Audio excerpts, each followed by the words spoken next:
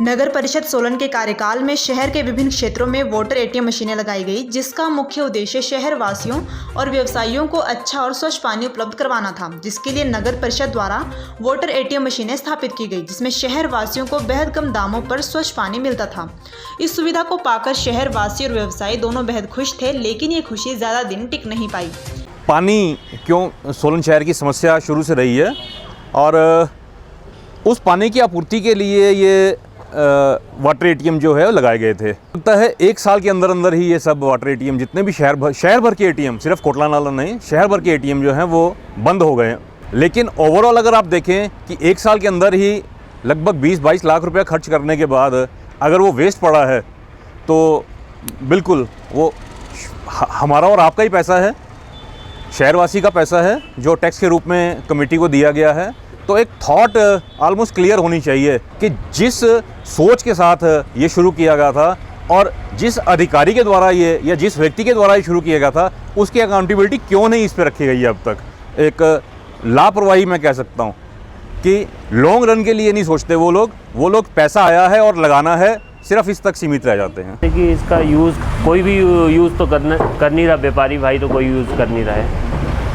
Main तो ये है कि पहले लगा था तब चलता भी तो थोड़ा बहुत था। यहाँ पे एक बिठाया था, कोई आदमी बिठाया था, तो वो थोड़े दिन उसने वो किया है, उसके बाद बंद हो गया। अब तो शायद मीटर भी है नहीं इस पर, वो तो है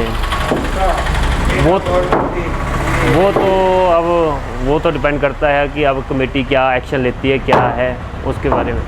अब हम तो इतना कुछ नहीं बोल सकते कि जितना है उतना तो हम बता रहे हैं कि इसका कोई यूज़ नहीं है। आपका नाम? मेरा नाम विवेक। ठीक है। स्थानीय लोगों ने कहा कि नगर परिषद इस सुविधा को अधिक समय तक उपलब्ध नहीं करवा पाई। कर्मचारियों के अभाव और रखरखाव की कमी के कारण आज ये सभी वाटर वेंडिंग मशीन बंद पड़ी है और जो इस पर लाखों रुपए खर्च किया गया था वह भी अभी व्यर्थ होता नजर आ रहा है। ये मशीनें चलेंगे भी या नहीं, या यूं ही बड़ी बड़ी जंग खा जाएगी, इस बारे में कोई जानकारी उपलब्ध नहीं है। जो ये वाटर एटीएम लगे थे, ये 2015-16 में इसका फंड आया था, डीसी के थ्रू आया था, डीसी सोलन के थ्रू इसका पैसा आया था हमारे पास 18 लाख रुपया। और ये हमारे 6 नंबर वाटर एटीएम सैंक्शन हुए थे, जो एक नियर हॉस्पिटल लगा हुआ है, दूसरा नियर तहसील ऑफिस कोटला नाला में लगा है, तीसरा ठोडो ग्राउंड में लगा है, चौथा हमारा सीनियर सेकेंडरी स्कूल में के पास लगा हुआ है, और पांचवा हमारा चिल्ड्रन पार्क में लगा है, छठा हमारा नियर सनी साइड में लगा हुआ है।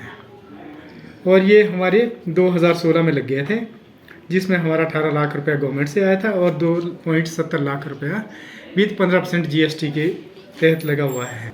बंद इसलिए पड़े थे, 1 साल तो इसका काम ठीक चला है। उसके बाद आपको पता ही है वाटर एटीएम का कि लोगों ने पैसा लेना नहीं शुरू किया, इसलिए ये जो हमारे सीएलसी के थ्रू रखे थे हमने लोग, उन्होंने भी छोड़ दिया, उनकी भी इनकम नहीं हो रही थी।